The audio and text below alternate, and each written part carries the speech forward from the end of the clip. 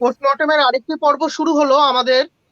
আজকের বিষয় যে এই গণতন্ত্রে মানুষ কি চাইছে, বা মানুষ কি আদৌ গণতন্ত্র পাচ্ছে। এই যে ভোটের রাজনীতি, এর মধ্যে কতটা গণতন্ত্র রয়েছে। একদিকে আমরা দেখছি নির্বাচিত সরকার ফেলে দিয়ে অন্য একটি দল ক্ষমতায় চলে যাচ্ছে, কোথাও বা সমাজকর্মীদের জেলে পুরে দেওয়া হচ্ছে, অথচ মানুষের ভোট কিন্তু চলছে, মানুষের উৎসব কিন্তু চলছে। তো এটা কি ধরনের রাজনীতি, বা কি ধরনের ভবিষ্যতের দিকে আমরা এগিয়ে যাচ্ছি। আমাদের সঙ্গে আজকে আছেন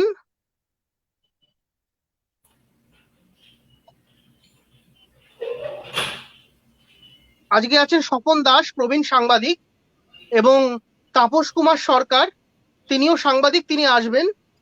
তিনি নিউজ নাও এবং সংবাদ এখন দুটি জায়গাতেই সম্পাদনা করেন। আমি সঞ্জয় দার কাছে চলে যাব, যিনি প্রতিদিনই এই সঞ্চালনার দায়িত্বটি পালন করছেন, এবং তারই এটা অনুষ্ঠান, বোধিসত্ত্বের অনুষ্ঠান, আমরা শুধুমাত্র সম্প্রচার করি। আমি সঞ্জয় দাকে বলছি, অনুষ্ঠান শুরু করি। নমস্কার, আমি সঞ্জয় মুখোপাধ্যায় আপনাদের কাছে আবার এলাম। আজকে একটি আমাদের নিবেদন, আপনাদেরই কথা, আমাদেরই কথা, সকলের কথা, এই দেশের মানুষের কথা। এখানে আমরা সেটাই আলোচনা করি, আরো বুঝতে চাই, জানতে চাই কি হচ্ছে, কেন হচ্ছে, কিভাবে হচ্ছে, কিসের জন্য হচ্ছে। আর জানবার জন্য আমরা তাদের কাছে আমরা পৌঁছে যাই, আমন্ত্রণ জানাই এই স্টুডিওতে, যারা আমাদেরকে ঋদ্ধ করতে পারেন, আলোকিত করতে পারেন। স্বপন দাস দীর্ঘদিনের সাংবাদিক এবং রাজনৈতিক সাংবাদিক। রাজনীতির যে খেলা চলছে,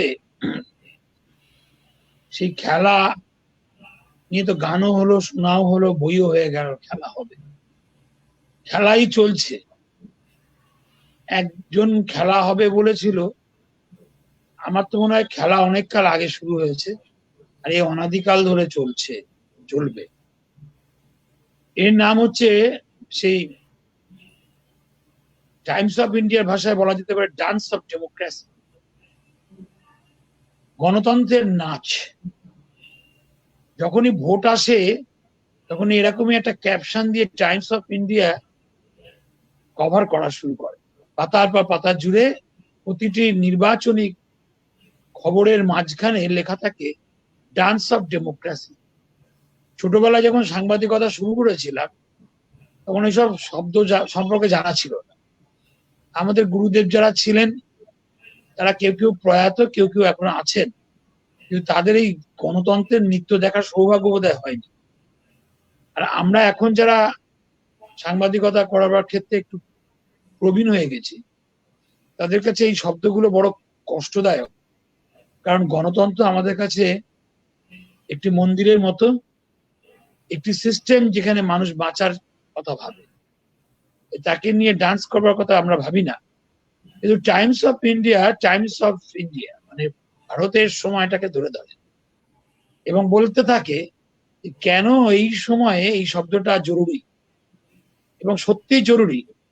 যখন দেখা যায় নির্বাচিত প্রতিনিধিরাই ডান্স দিচ্ছেন, একবার এ প্রান্ত থেকে ও প্রান্তে চলে যাচ্ছে ডান্স দিতে দিতে, নির্বাচনের আগে এক প্রান্তে, পরের দেখা যায় আর এক প্রান্তে। তিনি কোন খেলায় খেলবেন, কোন গুটি খেলবেন, লাল দিয়ে মানে সাদা দিয়ে শুরু করে কালোতে চলে যান, কালো দিয়ে শুরু করে হলুদে চলে যান, এই খেলা চলছে নিরন্তর।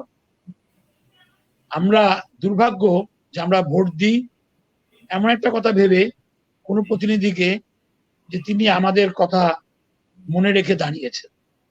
আসলে আমরা বুঝতে পারি না যে আমাদের ভোটটা পাওয়া হয়ে গেলেই যিনি নির্বাচিত হচ্ছেন তাকেও আবার কয়েকশো কোটি টাকা দিয়ে কিনে নেওয়া যেতে পারে।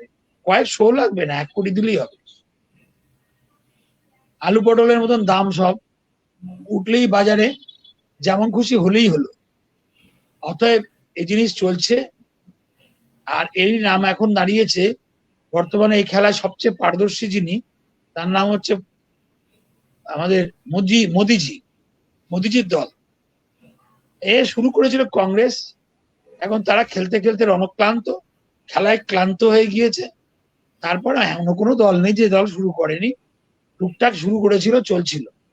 এখন যে এদের দেখে থেকে নবীন যুবা অমিত বাবু এবং মোদী বাবু দুজনে এত সুন্দর তারা শিখে ফেলেছেন।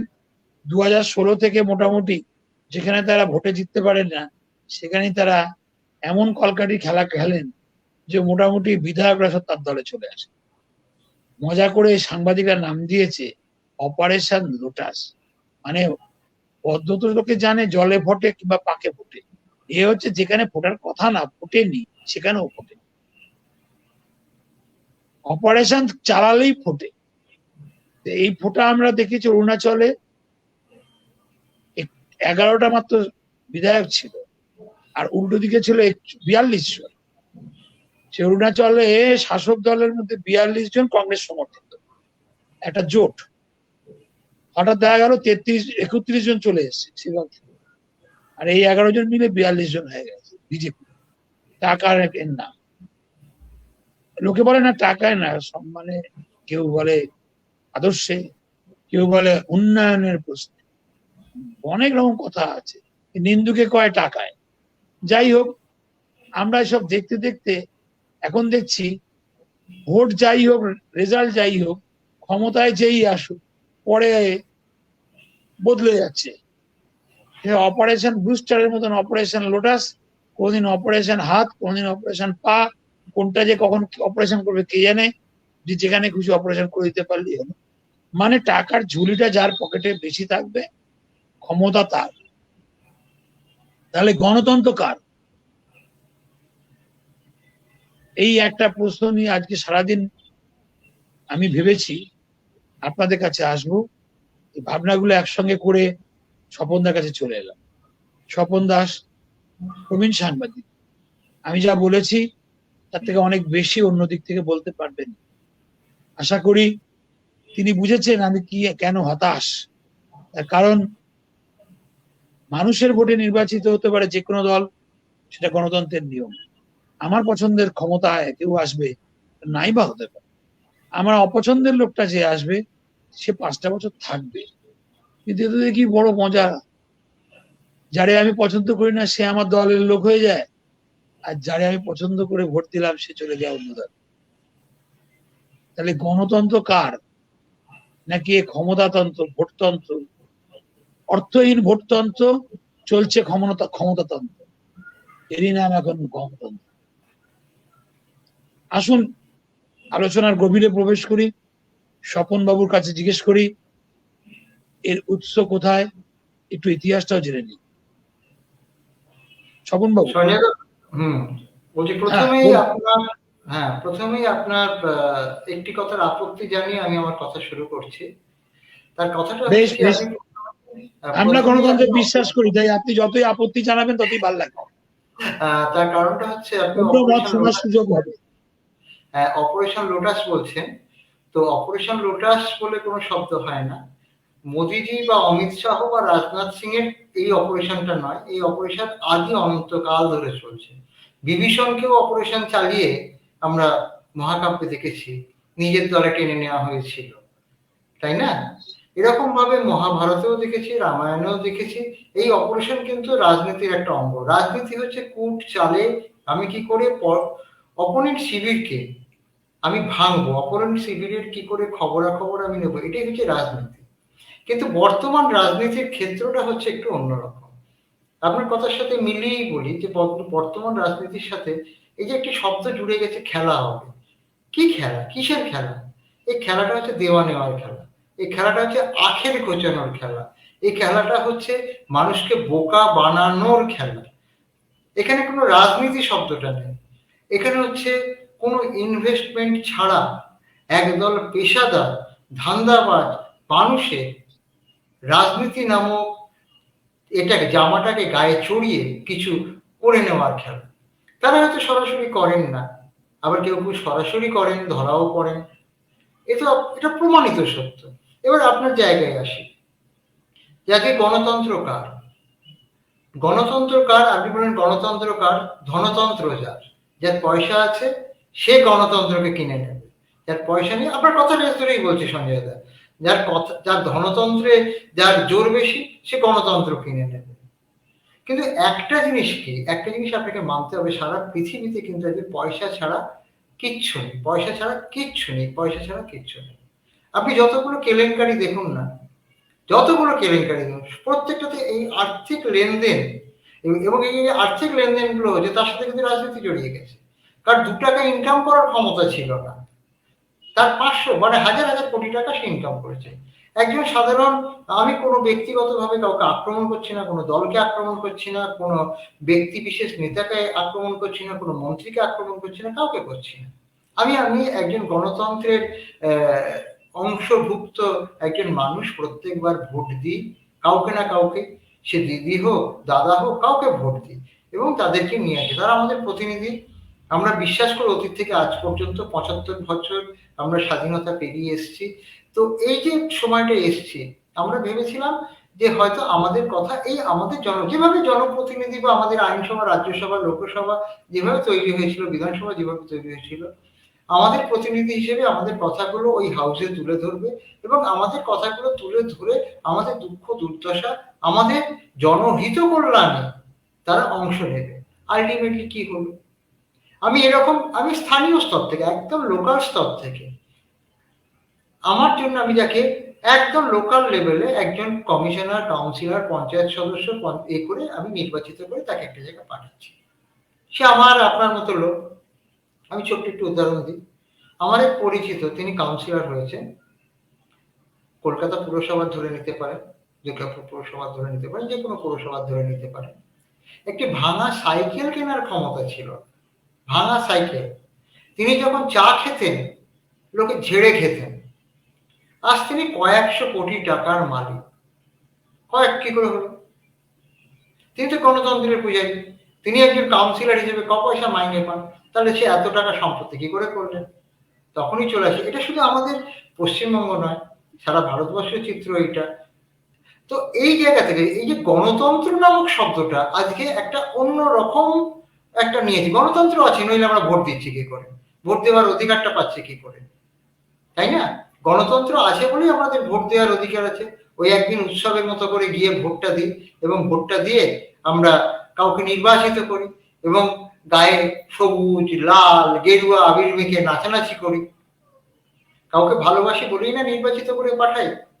কিন্তু তারা যে সেখানে গিয়ে সেই গণতন্ত্রকে কতটা শ্রদ্ধা করবেন, আমাদের প্রতি কতটা তারা শ্রদ্ধা প্রদর্শন করবেন, আমাদের প্রতি কতটা সহানুভূতি দেখাবেন, সেই জায়গাগুলো কিন্তু পরবর্তী পর্যায়ে গৌণ হয়ে যায়। আর সেখান থেকে কিন্তু ওই আপনার প্রশ্নটা উঠে আসে।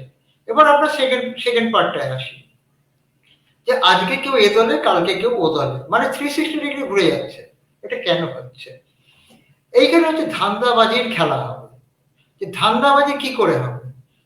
এক মন্ত্রী, তাকে কয়েকদিন আগে সিবিআই ডেকে পাঠালো এবং ডেকে পাঠিয়ে তার মেয়ের চাকরি, তার নাম বলছেন, তার মেয়ের চাকরিটি চলে গেল। তার মেয়ে কি অপরাধ করেছিল? যদি আমি তর্কের খাতিরেও ধরে নিই, তিনি রেকমেন্ড করেছিলেন। এরকম তো কংগ্রেস আমল, সিপিএম আমল, যুক্ত ফ্রন্ট আমল, প্রত্যেক আমলেই তো রেকমেন্ডেশনে প্রচুর চাকরি হয়েছে। আজকের দিনে মিডিয়া আছে বলে ওই মেয়েটির সামাজিক সম্মান হরণের ক্ষমতা কিন্তু কেউ দেয়নি। যদি খোঁজ নিয়ে দেখেন, হয়তো দেখা যাবে তিনি পাশ করেছেন, তিনি কলেজ সার্ভিস কমিশনে পাশ করেছেন, সেখানে তো তার বাবা রেকমেন্ড করেনি, তাহলে তিনি কি করে পেলেন? আমি তর্ক করি, এটা যুক্তি তর্কের খাতিরে যাচ্ছি। তার চাকরিটা, তার সামাজিক সম্মানটা কেড়ে নেওয়া হলো। তো এই যে রেকমেন্ডেশন, আবার এই লোকটি কিন্তু একসময় বামপন্থী ছিলেন এবং তিনি ধান্দাপন্থী হয়ে তিনি কিন্তু ফুলপন্থী হয়ে গেলেন, জোড়া ফুলপন্থী হয়ে গেলেন।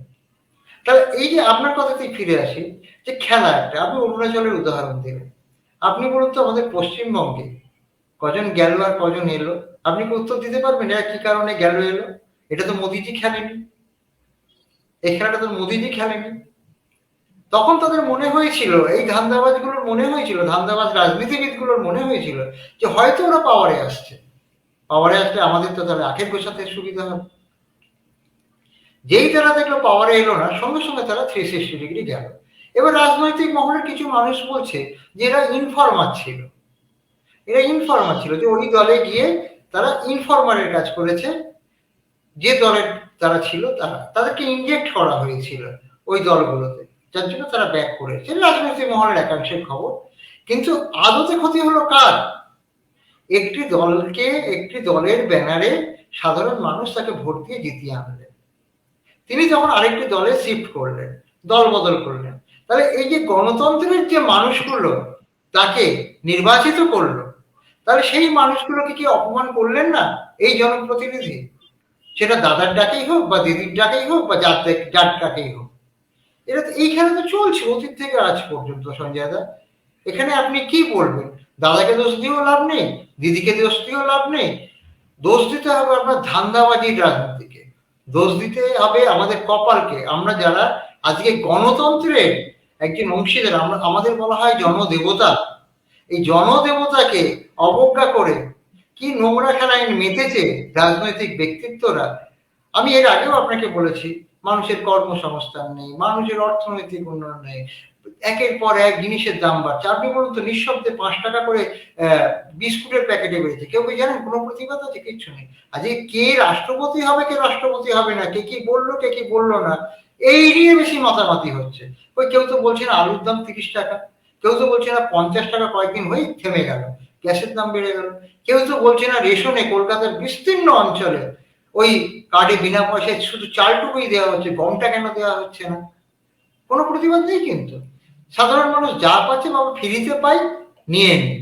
ঠিক আছে, আমি বুঝে নিলাম যে ফ্রি খেয়ে খেয়ে খেয়ে খেয়ে আমরা অভ্যস্ত হয়ে গেছি, কিন্তু কিছু মানুষ তো গমটা তুলতে। আমরা অনেকে যারা এখন এপিএল, বিপিএল, RSKY1, AAA এরকম বহু রকমের কার্ড আছে, তো এখন আমরা ভিক্ষে খেয়ে খেয়ে, ভিক্ষে নিয়ে নিয়ে আমরা অভ্যস্ত হয়ে গেছি।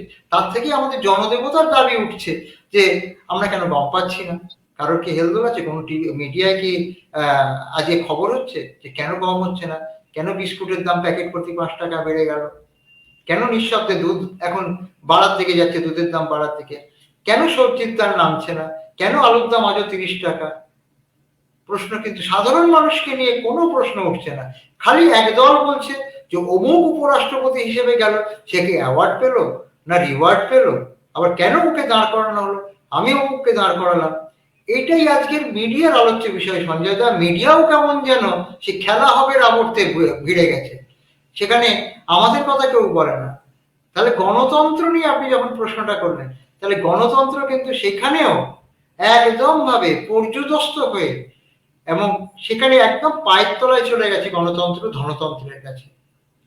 সঞ্জয় দা, এটার প্রসঙ্গে আরো অনেক কিছু বলা আছে, কিন্তু আমি আর বলতে চাই না, খুব নেগেটিভলি অনেকগুলো কথাই বেরিয়ে যাবে। সরি। আমি একটা বিষয় নিয়ে আলোচনা যেটা করছি আজকে, সত্যি সেটা খুবই নেগেটিভ। নেগেটিভকে নেগেটিভ বলে এড়িয়ে যাওয়ার কোনো জায়গা নেই, তার কারণ আমরা যদি এড়িয়ে যাই তাহলে আমরা কোনো পজিটিভ জায়গায় আসতে পারবো। আর দরজায় শিকল তুলে বা বাড়ির ভেতরে খিল তুলে ঘরের অভাবও কাটে না, আর ঘরে অশান্তিও কাটে। যদি সত্যি আমাদের কিছু খুঁজতে হয় ভালো কিছু, তাহলে মন্দের কেন এত বারবারন্ত সেটা আমাদের বুঝতে হবে। আপনার কথা 3টে জায়গাকে আলোকিত করে দিয়েছে, যে ধনতন্ত্র গণতন্ত্রের নিয়ন্ত্রক, যার পকেটে টাকা আছে, তার ভোট আছে, তার হাতে ক্ষমতা আছে, সেই সব কিছু। সিম্পল, টাকা যার, ক্ষমতা তার। তো সেই একই ব্যাপার, বেশি টাকা দিলে বিধায়ক কিনে নেওয়া যায়, নিজের দলের লোক না জিততে পারলো অন্যের দলের ব্যানারে জেতা, অন্যের ক্যাডারের শ্রমে জেতা, অন্যের সমর্থকে ভোট পাওয়া মানুষটাকে জাস্ট তাকে টাকা দিয়ে সেই সমর্থকের সমর্থনটা কিনে নেওয়া গেল, সেই ক্যাডারের পরিশ্রমটা কিনে নেওয়া গেল। এটা তো কোনো গণতন্ত্রও নয়, এটা ধনতন্ত্র নয়, এটাকে বলা যেতে পারে গণতন্ত্রের ত্রুটি, ডিফর্মিটিস অফ ডেমোক্রেসি। তাহলে তো আপনি এই জায়গাটা, এক সেকেন্ড, আমি এটাকে বলবো, এটাকে ধান্দাবাজ তন্ত্র। এই ধান্দাবাজ তন্ত্রের কাছে আত্মসমর্পণ করছে ধান্দাতন্ত্রটা গণতন্ত্র ধান্দাতন্ত্রে এসে পর্যবসিত হচ্ছে। তার কারণ আমরা যদি বিড়াল তাড়াতে না পারি রান্নাঘরের মাছটা খেয়ে যাবে, তাহলে শয়তান লোক খারাপ লোক দেশে থাকবে, তারা যুদ্ধ যেভাবেই হোক জেতার চেষ্টা করবে। নীতি কোনোদিনই ছিল না বলে নীতি কোনোদিনই রাখা হবে না, এই যুগটাকেই তাদের রাখলে তারা অন্ধকারের যুগে থাকে, অন্ধকার রাখলে ভালো থাকবে। সারা জীবনই এরম ছিল বলবে তারা, কারণ তারা চাইবে না এর কোনো পরিবর্তন। তাতে হচ্ছেটা কি, মানুষের জন্য যে ব্যবস্থাটা সংবিধানে লেখা রয়েছে সেই ব্যবস্থাটার সমস্ত সুফল ওই মানুষটার কাছে যাচ্ছে। আপনার কথা অনুযায়ী যার একদিন 2 টাকা 5 টাকা ছিল না পকেটে, সে এখন শত শত কোটি টাকার মালিক হয়ে যাচ্ছে। অর্থাৎ মানুষের টাকাটা সে আত্মসাৎ করছে। একটা ছোট্ট ঘটনা, যদি সব দল মিলে চায় সত্যি এই দেশে গণতন্ত্র থাকুক, তাহলে দুটো জিনিস করলেই গণতন্ত্রের সমস্ত প্রবলেম গুলো মিটে যেতে পারে। হ্যাঁ কি না বলুন, আমি আপনাকে প্রশ্ন করছি। একটা, নির্বাচিত হওয়ার পর দল বদল করা যাবে না। কারোর যদি দল বদল করার ইচ্ছে থাকে, নির্বাচিত হয়ে পড়লে আর তার সে ক্ষমতা থাকবে না।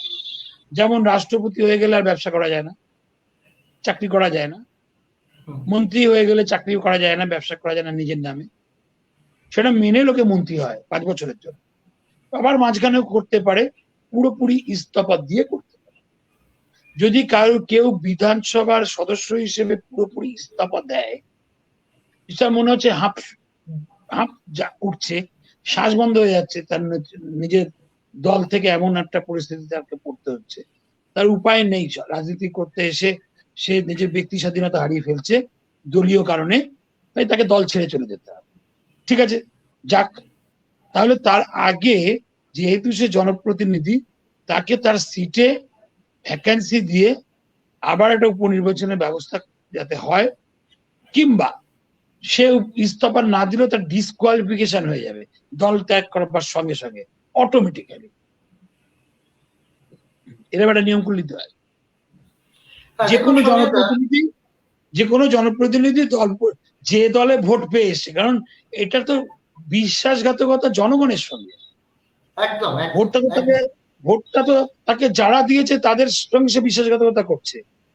তারা তো চাইনি অন্য দলটায় দিতে, কিন্তু সে তো তার অন্য দলটা চলে গেল। আমি আপনাকে চাইলাম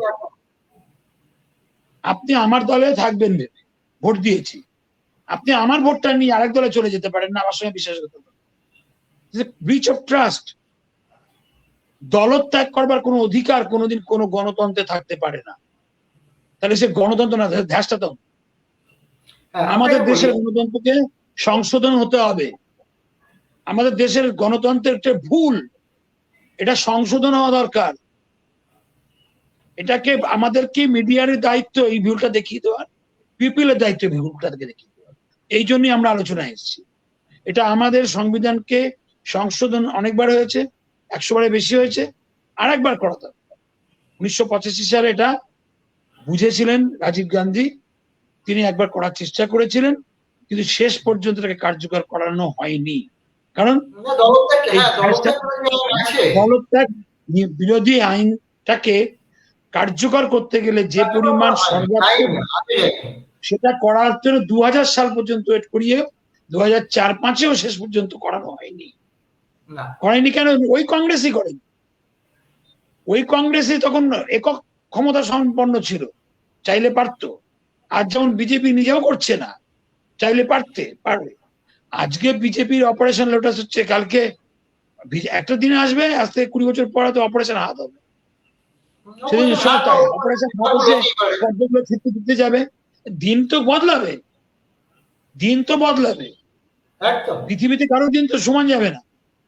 আজকে যে পদ্ধতি লোকে দেখছে, যে শিশুটা 10 বছর বয়সে এভাবে দেখছে, সে যখন 40 বছরের রাজনীতিক হবে, সে তো এই পদ্ধতিতেই শিখে আসবে।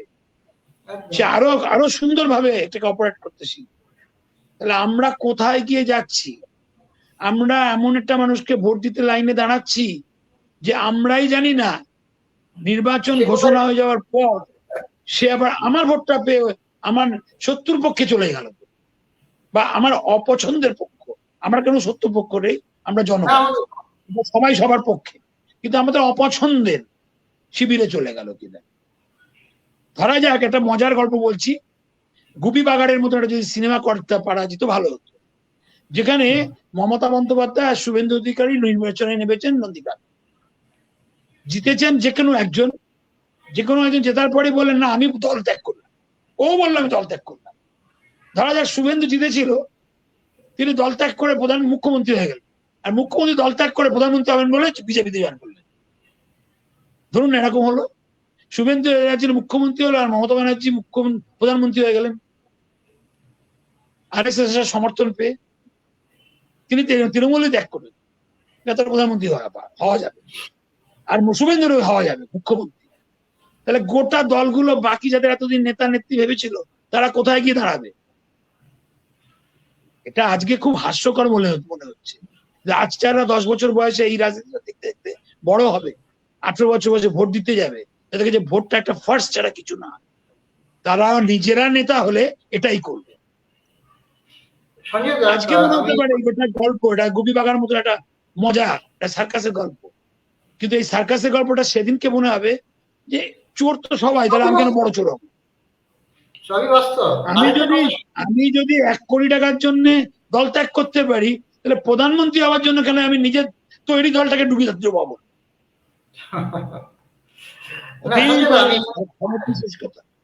তাহলে এইরকম একটা আজগুবি ভাবনা ভাবছি না, ভাবছি এইটা যে কতটা অধঃপতন আমরা ডেকে নিয়ে আসছি। আমাদের সচেতন হওয়ার সময় এসছে রাজনীতিকদেরও। এটা তো রাজনীতিকরা ছাড়া কেউ আটকাতে পারবেন না। আমরা কাঁদতে পারি, আমরা চিৎকার করতে পারি, আমরা হইচই করতে পারি। 15টা সংস্কার করবার জন্য নির্বাচন কমিশন বলেছিল যে তার নিজেরই কাছে মনে হচ্ছে ভোটটা একটা ফার্স, অর্থাৎ একটা খেলা। সেটা তো বলেছিল আজ থেকে 20 বছর আগে, 1990 সালে নির্বাচন সংস্কারের জন্য নির্বাচন কমিশন বলেছিল যে আমরা 15টা সংস্কার সেশনে টিএন সেশনের পরপর, সেই সময় প্রস্তাব দিয়েছিল পার্লামেন্টের কাছে, রাষ্ট্রপতির কাছে। তখন তো কংগ্রেস ছিল, তখন তো প্রণব মুখার্জিরা ছিলেন, যিনি প্রণব মুখার্জি পরবর্তীকালে নিজেও রাষ্ট্রপতি হয়েছেন। কিন্তু কেউ যখন ক্ষমতায় আসে সে কিন্তু সেই কাজটা করছে না, এটা করা উচিত ছিল। এটা গেল এক। জনপ্রতিনিধিরা নির্বাচিত হওয়ার পর দল বদল করলে অটোমেটিক্যালি কোনো বিধায়কের কোনো অ্যাপ্লিকেশনের দরকার নেই, কোনো স্পিকারের কোনো বলার অধিকারই থাকবে না, কোনো ব্যাপারটা কনসালটেটিভ কমিটির কাছে সংসদে গিয়ে পৌঁছবেই না।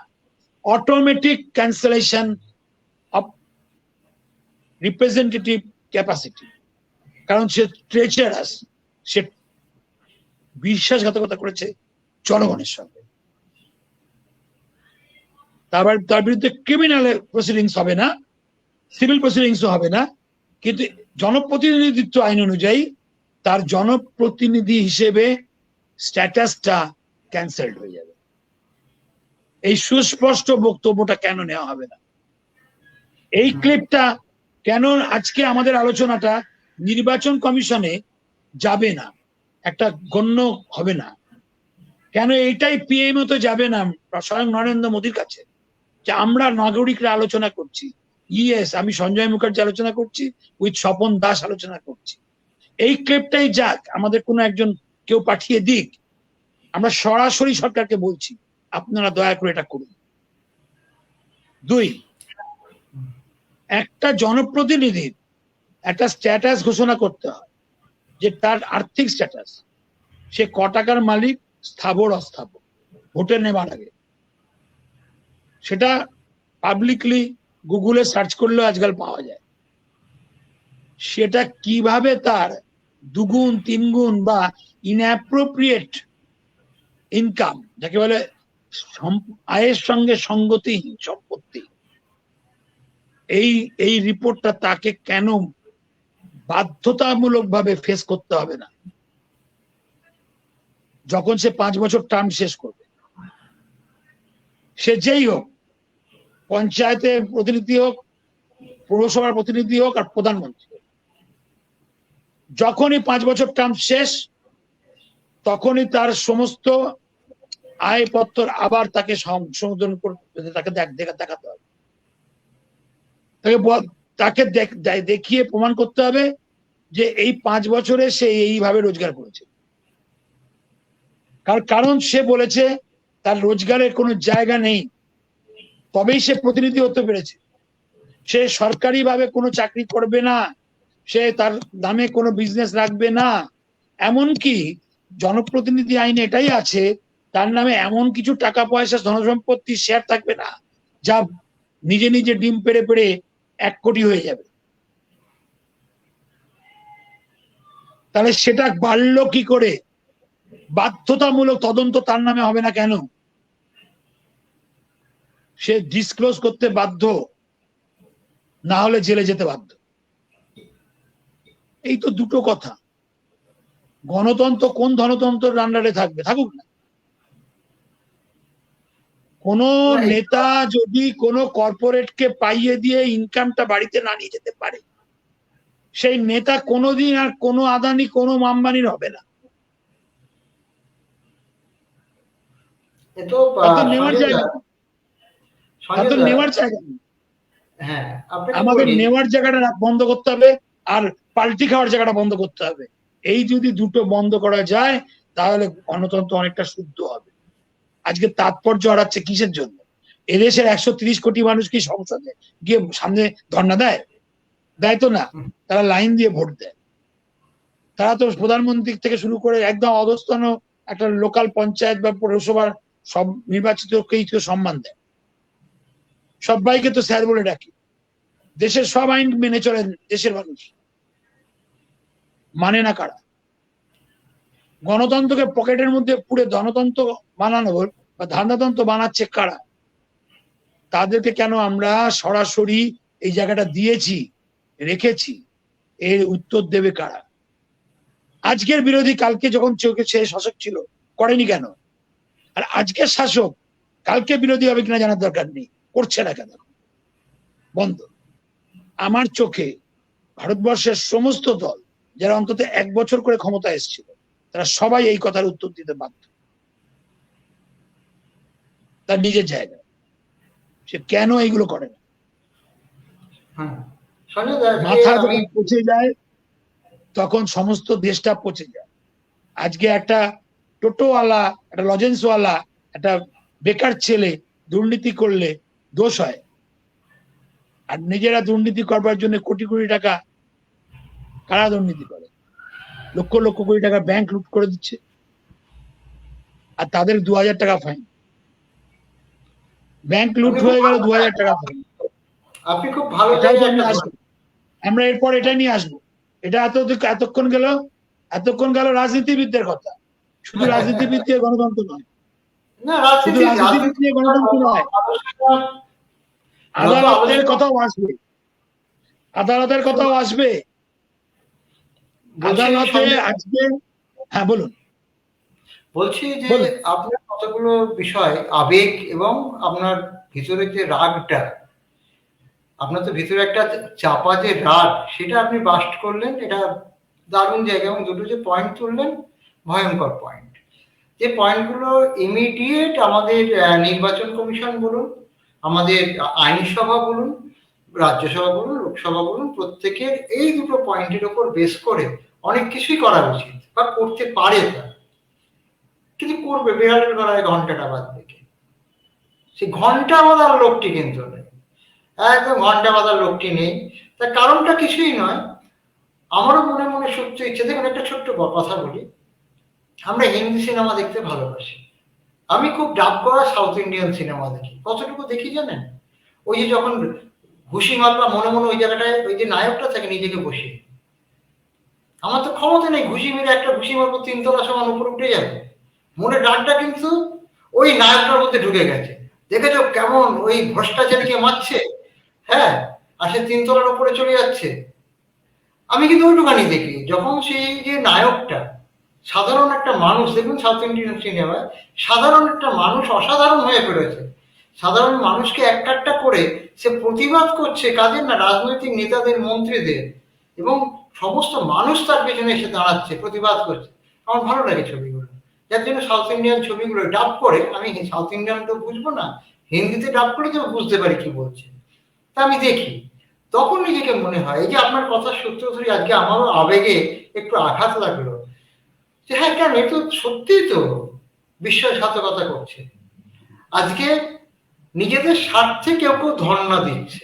আচ্ছা সেখানে বলুন তো, ওই ধর্ণায় কি একবারের জন্য যে মোদি তুমি এইটা করেছো, দিদি তুমি ওইটা করেছো, তুমি সংশোধন করো? আপনার কথা সূত্র ধরেই বলি, সংসদের ধর্ণায় কি উঠেছে আয়ারাম গয়ারাম এই যে দলবদলটা বন্ধ হোক, একবারও কি উঠেছে? আপনি বলুন না, ওই সংসদের ধর্ণায় কি একবারের জন্য উঠেছে যে সাধারণ মানুষের সঙ্গে বিশ্বাসঘাতকতা করছে যে দল, যে ব্যক্তি, যে নেতা, যে রাজনৈতিক চরিত্র, তার কেন শাস্তি হবে না? একবারও আমার উঠেনি। কথাই বলছি। আপনি তো সেটাই, আপনার কথার সূত্র ধরেই তো বলছি। আজকে যখন সংসদে যখন ওঠে যে সংসদে ধর্ণা দেওয়া যাবে না ওই জায়গাটায়, তখন কিন্তু কিছু মানুষ রেড়ে করে উঠছে, কেন দেওয়া যাবে না, কি জন্য দেওয়া যাবে না। আপনি যদি দেখেন, আজ পর্যন্ত সংসদের ওই এলাকায় যে ধর্ণা যেগুলো হয়েছে, তার 80 থেকে 90% কিন্তু সংসদের যে ঘটনাগুলি ঘটে বা সংসদে যে প্রশ্নগুলো তোলার দরকার, বা জনপ্রতিনিধি হিসেবে আমার রাজ্যের যে সমস্যা তোলা দরকার বা সমাধানের জন্য যে সমস্যা তুলে ধরা দরকার, সেগুলো কিন্তু হয় না। গঠনমূলক সমালোচনা হয় না, হয় কি কোনো একটি আলোচনা হচ্ছে, সেই আলোচনা ট্রু ফলস খুঁজে যুক্তির জাল বুনে সরকারকে অ্যাটাক করা হয়। সে রাজ্যসভায় হতে পারে, লোকসভায় হতে পারে, বিধানসভায় হতে পারে। আপনি বলুন না, আমাদের এখানকার বিখ্যাত বিখ্যাত পার্লামেন্টেরিয়ান ছিলেন। প্রথম কথাই বলবো সোমনাথ চট্টোপাধ্যায়, দ্বিতীয় কথা বলবো জ্যোতির্ময় বসু, নিশ্চয়ই মনে আছে, ডায়মন্ড হারবার থেকে নির্বাচিত হতেন। তো হ্যাঁ, এদের তো এদের মতো সংসদে গিয়ে গঠনমূলক সমালোচনা আজকে কজন করেছে বলুন তো? এটা কার করার ক্ষমতা আছে কার? আমি ক্ষমতা বলছি, আপনিও দীর্ঘদিন ধরে সাংবাদিকতা করছেন, আমি খুব সামান্য, আমি আজও শিক্ষানও করছি, দেখছি। কিন্তু দুর্ভাগ্যবশত বহু রাজনৈতিক চরিত্রকে দেখার আমাদের রাজ্যে সুযোগ হয়েছে। কাউকে বলা হতো রাজনৈতিক চরিত্রকে এক একটা সময় নাম দেওয়া হতো, কাউকে বলা হতো ব্রিফকেস মিনিস্টার, তিনি নাকি ব্রিফকেস দেখেই বলে ফেলতে পারতেন এই ব্রিফকেসে কত টাকা আছে। আপনি নিশ্চয়ই বুঝতে পারছেন কার কথা বলছি। আমাদের রাজ্যের ক্ষেত্রেও সেরকম আছে, যে তিনি হচ্ছেন পকেট দেখে বুঝতে পারতেন যে পকেটে কত টাকা আছে, আনতে তো হবে। কত শব্দের জন্ম হলো বলুন তো এই রাজনীতিতে। প্রথম কথা হলো হপ্তা উসুল, দ্বিতীয় কথা হলো আজকের দিনে সেটাই চলে এলো সিন্ডিকেট, তোলাবাজি, কাটমানি, কত রকম শব্দের সাথে পরিচয় হলো বলুন তো আপনার। এরপরেই আসছে খেলা হবে, কিসের খেলা হবে? সাধারণ মানুষকে নিয়ে ভাবেটা কি? এই সাধারণ মানুষকে নিয়ে গণতন্ত্রকে ধ্বংস করার খেলা হবে, আর গণতন্ত্রের ওই দুর্বলতার সুযোগ নিয়ে বিশ্বাসঘাতকতার সুযোগ হবে। আপনার কথা সূত্র ধরেই বলে, আপনি যে দুটো কথা বলেছেন সেটা বন্ধ করবে কে? বন্ধ হওয়া উচিত। কিন্তু এই যে মারাত্মক ব্যাপারটা, আজ রাজনীতি হয় না, কোনো রাজনীতি হয় না, রাজনীতির নামে একটা কর্পোরেট বিজনেস হয়, যে বিজনেসে এক্সপ্লয়টেশন এক্সপ্লয়টেশন এক্সপ্লয়টেশন, এই এক্সপ্লয়টেশন নানাভাবে, নানা চরিত্রগত দিক থেকে। আপনি অর্থনীতির ছাত্র এবং অর্থনীতি নিয়ে ভীষণভাবে লেখেন, সঞ্জয় দা, আপনি তো জানেন। এই যে এক্সপ্লয়টেশন নানা ফর্মে হচ্ছে, কিন্তু আলটিমেটলি যদি একটা বিন্দুতে গিয়ে সেন্টারে গিয়ে মেলান, গণতন্ত্রের জনদেবতাকে এই এক্সপ্লয়টেশনটা ভোগ করতে হচ্ছে। শোষিত, সব থেকে শোষিত, বঞ্চিত, নিপীড়িত হতে হচ্ছে নির্বাচিত করি যারা, এই আমাদের গণতন্ত্রের জনদেবতা, গণদেবতা কি? আপনি বলুন না, তারা কি পাচ্ছে আজকে? যে গরিব, সে গরিব আরো তলিয়ে যাচ্ছে, যে বড় লোক আরো বড়। এই যে আদানি আম্বানি, বলুন তো আজকে ভারতবর্ষের বুকে যদি আপনি হিসেব করেন, হাতে গোনা কয়েকজন বড় লোক। বড় লোক কেন হবে? আমাদের তো মিক্সড ইকোনমিক্স দেশ, তাহলে সেখানে সমাজবাদ, ধনবাদ ইকুয়ালি চলবে। সেই ইকুয়ালি চললে কি হবে? এই যে বৈষম্য, এত বিশাল বৈষম্য তো হওয়ার কথা নয়। এত বিশাল বৈষম্য কি হওয়ার কথা যে মাত্র 10 জনের হাতে দেশের সিংহভাগ পুঁজিটা চলে যাবে, আর দেশের 90 জন তাদের দাসত্ব করবে, তাদের হাতে শোষিত হবে? আমাদের কিন্তু কোনো দল যারা আমরা নির্বাচিত করেছি, লোকসভায় পাঠিয়েছি, রাজ্যসভায়, বিধানসভায়, লোকাল লেভেলে পাঠিয়েছি, ব্যাপারটা একই। আপনি উপর থেকে নিচ পর্যন্ত যান, সাধারণ মানুষ কিন্তু ওই যে 90 জন সাধারণ মানুষ, তারা কিন্তু চিরকাল ডেপ্রাইভড, যেটাকে বলছি বঞ্চিত, শোষিত, নিপীড়িত। আরেকটি প্রশ্ন এই প্রসঙ্গেই আসে, আপনার কথা সূত্র ধরে বলি, এর কি কোনোদিন সুরাহা হবে না? কোনোদিন কি হবে না? আমরা কি আশা করতে পারি না? তাহলে তো বলবেন তাহলে একটা গণ অভ্যুত্থান দরকার। আমি চাই না গণ অভ্যুত্থান হোক, আমাদের হাতে অস্ত্র আছে। তখন আপনি হয়তো বলতে পারেন যে ভোট তো লুট না, হয়। আমি গণ অভ্যুত্থান হোক চাই না, আমি চাই হ্যাঁ, গণ ক্ষুধা থাকুক। হ্যাঁ, আমাদের এটা দেশে বর্তমান পরিস্থিতি কি, এক সপ্তাহ আগে রাষ্ট্রসংঘের একটা রিপোর্ট জানিয়েছে, ঘোষিতভাবে 138 কোটি মোটামুটি মানুষ হ্যাঁ, কাছাকাছি। আমরা আমরা চীনকে ছাড়িয়ে তার যাবো তো। মধ্যে তার মধ্যে 98 কোটি মানুষ অপুষ্ট রোগে ভুগছে, খেতে পাচ্ছে না। এটা হচ্ছে আমাদের দেশ। হ্যাঁ, আজকে আপনাকে বলছি, আমরা আপনাকে আমরা একটি ভুভুক্ষু রাষ্ট্র। আমাদের দেশের সবচাইতে বেশি শিশু না খেয়ে ঘুমোতে যায়। সারা পৃথিবীর সবচাইতে বেশি অপুষ্ট শিশুর বাস ভারতবর্ষে। সারা বিশ্বের সবচাইতে বেশি যক্ষ্মা রোগী মানে আমাদের দেশে, মানে যেগুলো না খেতে পাওয়ার রোগ। আপনাকে একটা কথা বলি সঞ্জয় দা, আবার আবার সবচাইতে বেশি তাড়াতাড়ি বড় লোক এ দেশের লোকরা হয়। এক করোনা কালে 20 কোটি গরিব মানুষ বেড়ে গেছে, যারা মধ্যবিত্ত ছিল আগে বলা হতো। কি পরিমাণ সেটা জানবার জন্য গত এক সপ্তাহ আগের একটা আনন্দবাজার পত্রিকা, টাইমস অফ ইন্ডিয়া পত্রিকায় প্রকাশিত এইচডিএফসি ব্যাংকের রিপোর্ট, মানে বিজ্ঞাপন দেখলেও জানা যাবে। কলকাতা শহরে এইচডিএফসি ব্যাংকের যতগুলি শাখা, তারা সম্মিলিতভাবে গত রোববারের আগের রোববারে আর গত রোববারে বিজ্ঞাপন দিয়েছিল যে আমাদের এখানে যা সামান্য টাকা দিতে পারছে না বলে গয়নাগুলো আমরা এবার বিক্রি করে দিতে বাধ্য হব, দেউলিয়া ঘোষণা করে দেব। তার তালিকাটা, নামগুলো আর কতটুকু টাকা বাকিয়া তার তালিকা জানাচ্ছি, আপনারা তাড়াতাড়ি বকেয়া দিয়ে নিন, নাহলে এগুলি নিলাম হয়ে যাবে। চোখে জল আসবে আপনার। ওখানে শতকরা 90% অ্যামাউন্ট ছিল 11,500 থেকে 31,500। এই টাকাটা দিতে পারিনি বলে মা বাবার দেওয়া গয়নাটা, পরিবারের গয়নাটা ছাড়াতে পারছে না, দেউলিয়া হয়ে যাচ্ছে। এখন এক ভরি গয়নার দাম 50,000 টাকার, 55,000, 60,000, বিভিন্ন দিনে বিভিন্ন রকম। মাত্র 11-12 হাজার টাকার জন্য তার ভরি ভরি গয়না দেউলিয়া হয়ে যাচ্ছে। মাত্র 11,000 টাকা তার প্রতিবেশীও নেই দেওয়ার, এই অবস্থায় কিন্তু সেই মানুষটা দেউলিয়া হতে বসেছে একটা না। এইচডিএফসি ব্যাংকের কাস্টমার, যার মিনিমাম ব্যালেন্স রাখতে হতো 110,000 টাকা। এটা কোনো ন্যাশনালাইজ ব্যাংকের কথা বলছে, কোনো জিরো ব্যালেন্স অ্যাকাউন্টের কথা বলছে। এইচডিএফসি ব্যাংক, যেখানে উচ্চ মধ্যবিত্তরা থাকতেন, আজকে ভারতের উচ্চ মধ্যবিত্ত যারা ছিলেন তাদের এই অবস্থা।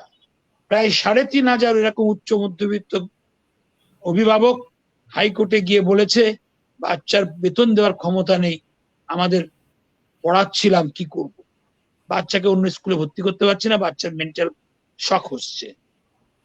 তারা প্যাট মেমোরিয়ালে পড়তো, তারা ডিপিএস এ পড়তো, তারা হেরিটেজে পড়তো, তারা সাউথ পয়েন্টে পড়তো। আমরা বেতন দিতে পারছি না, আমাদের কি করণীয়? হাইকোর্ট নিজেই বুঝতে পারছে না। একবার বলছে কোর্ট টাকা না পেলে কেন পড়াবে, আর একবার বলছে না না পড়াতে তো হবে।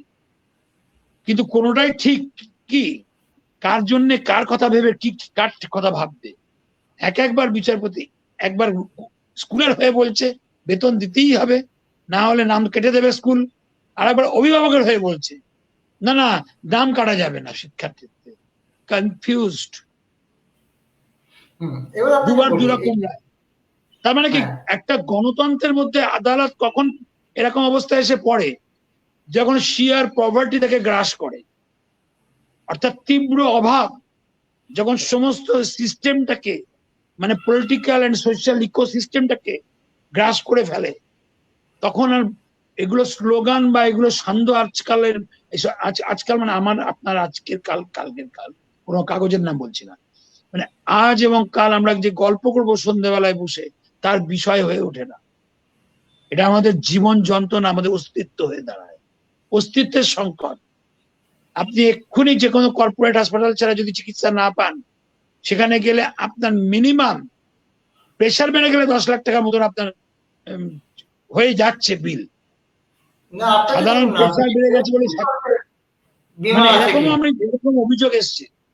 অবশ্য অন্য রোগও ছিল তার, শুধু প্রেশার বাড়েনি, হয়তো অন্য কিছু ছিল, 10 দিন ছিল না 30 দিন ছিল, অনেক কিছু ব্যাপার ছিল। আমি মেডিকেল টার্ম গুলোকে এত ডাইলিউট করতে চাইছি না, বা গোটা ব্যাপারটাকে কাঠগড়ায় তুলছি না, কিন্তু গোটা হচ্ছে খরচা সাপেক্ষ। আমি বলছি না সেখানে দুর্নীতি হচ্ছে, আমি বলছি সেখানে খরচা হচ্ছে। খরচাটা দেবে কোথা থেকে মানুষ? যে দেশে 97 কোটি মানুষ দুবেলা খেতে পায় না, সে চিকিৎসা করার পয়সাটা কোথা থেকে?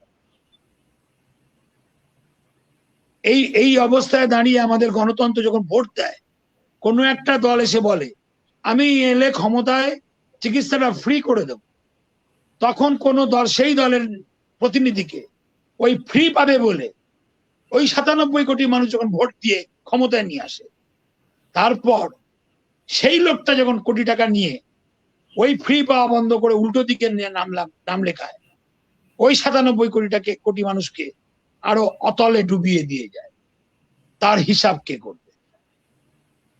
এটা তো হাসির কথা নয়, এটা তো মস্করা নয়। জনগণের সঙ্গে মস্করা করছে আজকের পলিটিক্যাল সোসাইটি, রাজনৈতিক সমাজ। এখানে কোনো বিজেপি, তৃণমূল, কংগ্রেস, সিপিএম এইসব নাম করে ব্যাপারটাকে হালকা করব না, এটাকে দলের নাম করে ছোট করব না, মানুষের খিদেকে দলের নাম করে ছোট করব না 50 কোটি না ঘুমোতে যাওয়া ক্ষুধার্ত শিশুকে। আমার রাগ নেই, আমার নৈতিকতা আছে, আমার ইমোশন নেই, আমার প্রশ্ন করার তাকত আছে। কারণ আমি মনে করতে পারি এইটার পর খুব বেশি হলে কালকে আমার জন্য একটা কারাগারে নিক্ষিপ্ত হয়ে আজীবন কাল মৃত্যুর পর্যন্ত পরোয়ানা থাকতে পারে, কিন্তু সেটা অনেকটা বেটার এই রাজত্বে বাস করার চাইতে। ওই নৈতিকতাটা নিয়ে এখনো আছে। আমি আমার এসি ঘরে না থেকে মৃত্যুটা অনেক ভালো, সেইটা ভাববার মতন মানুষ কমে যাচ্ছে।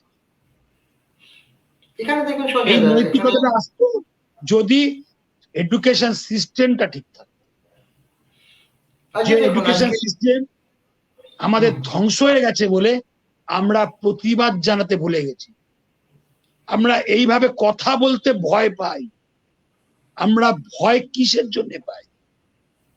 আমরা তো চাইনি সরকার বিরোধিতা করতে, আমরা তো চাইনি বিপ্লব করতে, আমরা তো চাইনি মাওবাদী হতে, আমরা তো চাইনি রাষ্ট্রবিরোধী হতে।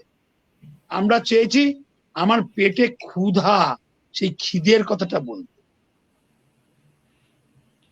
তারপরে কেন বলছি এই 98 কোটি মানুষ খেতে পাচ্ছে না জানার পর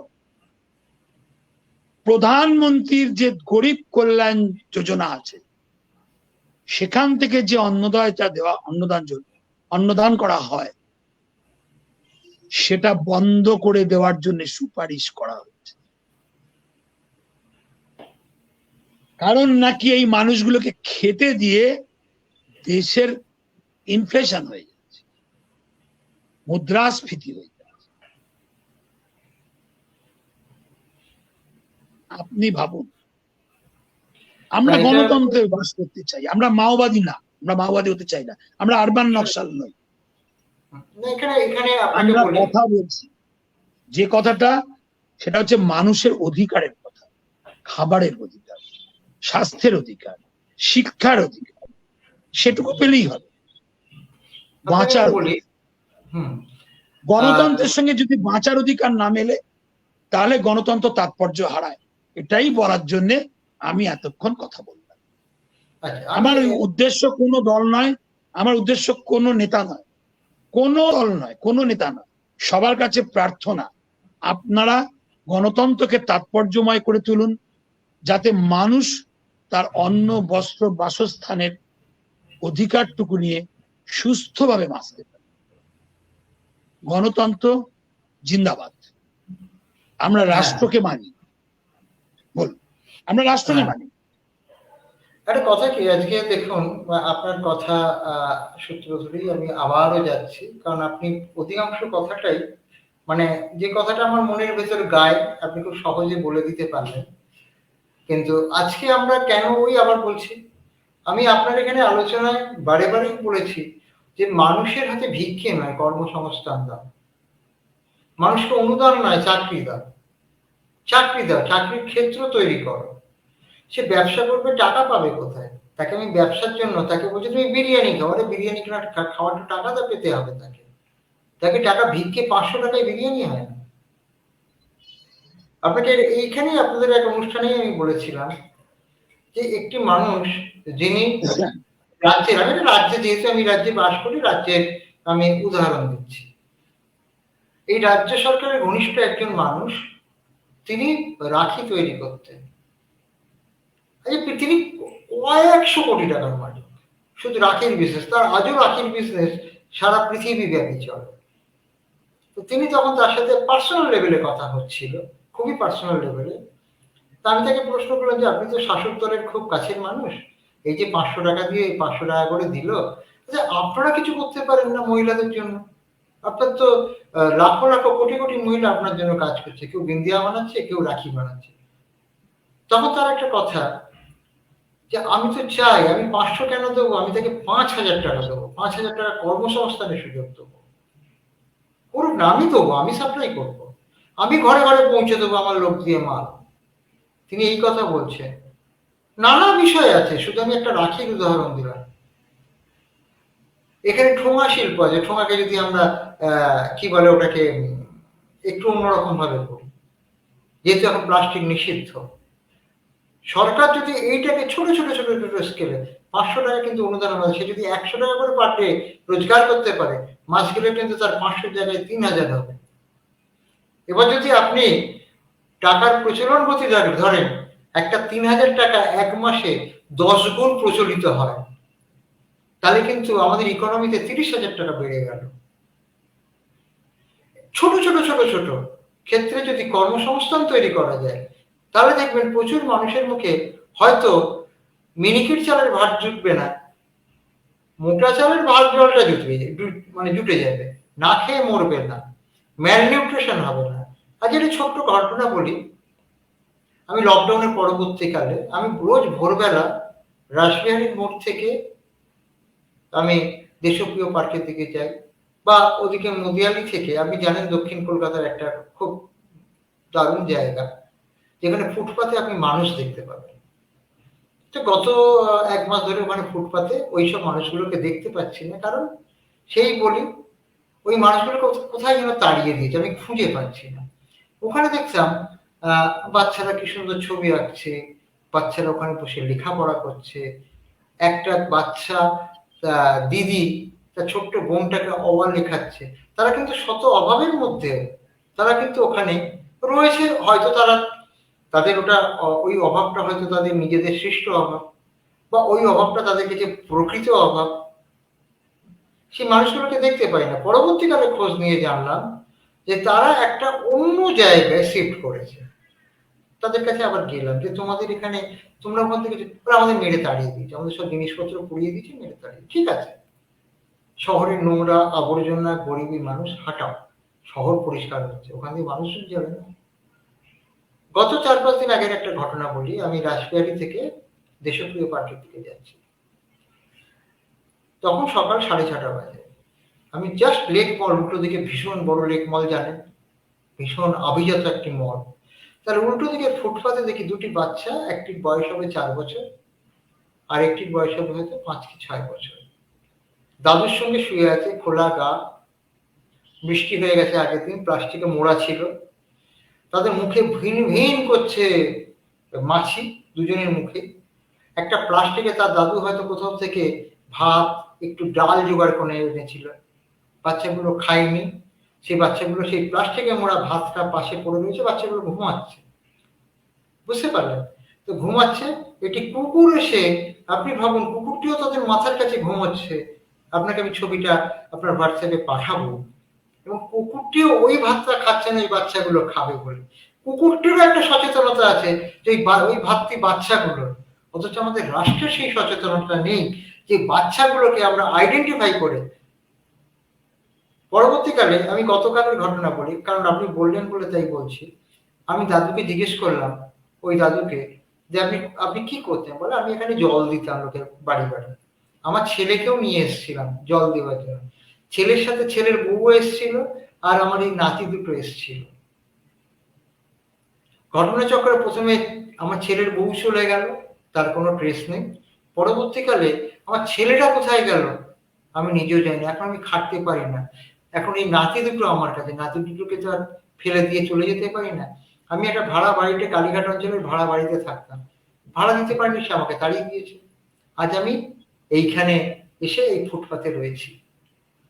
আপনি বলুন, এই চিত্র, আমি একটা খণ্ড চিত্র বলছি। একটা সময় কালাহান্ডি নিয়ে আমাদের দেশে একটা বড় অংশ এরকম ভাবে বেঁচে আছে। আমি তো এটাই বলতে যাচ্ছি, সে 50 কোটি কি 30 কোটি কি 12 কোটি, সে সরকারের তথ্য নিয়ে অনেক গুতুগুতি, বা কেউ বেসরকারি তথ্য নিয়ে অনেক গুতুগুতি, এসব গুলো থাকতে পারে। কিন্তু এরকম কোটি কোটি মানুষ এভাবেই বেঁচে আছে, এইভাবে সংখ্যা বেঁচে নিয়ে যাই। আছে।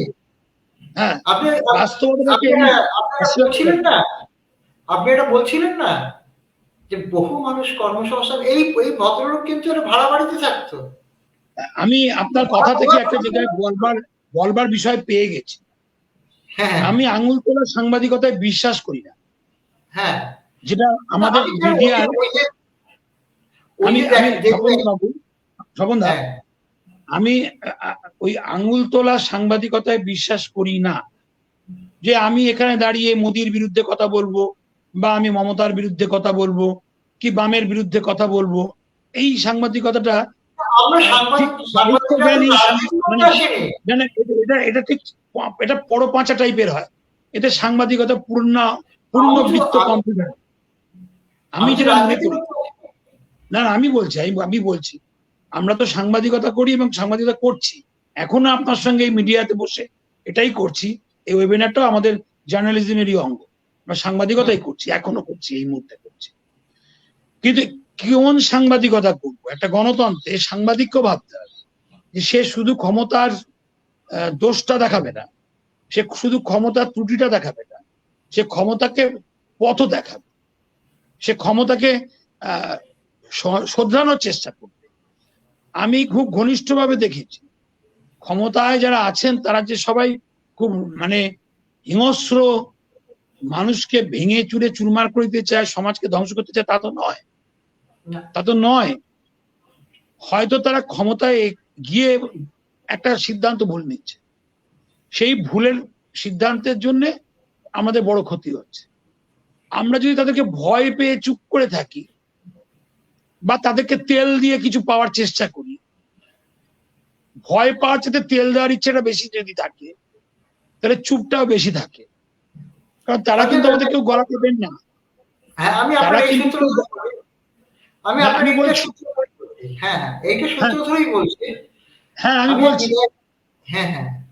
আমি বলছি আজকে এই যে শিশুটার বা বুড়ো মানুষটার অসহায়তার কথা আপনি বললেন, এরকম বহু জায়গায় আছে, বহু রাস্তায় আমরা প্রত্যেকটা শহরে দেখি।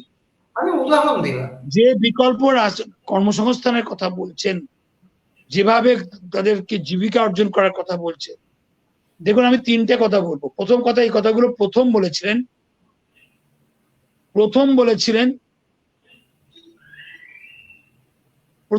এই কথাগুলো বামেরা। যে কাজের অধিকার দিতে হবে, খাদ্যের অধিকার দিতে হবে, স্বাস্থ্যের অধিকার দিতে হবে, এগুলো ওরা বলেছে।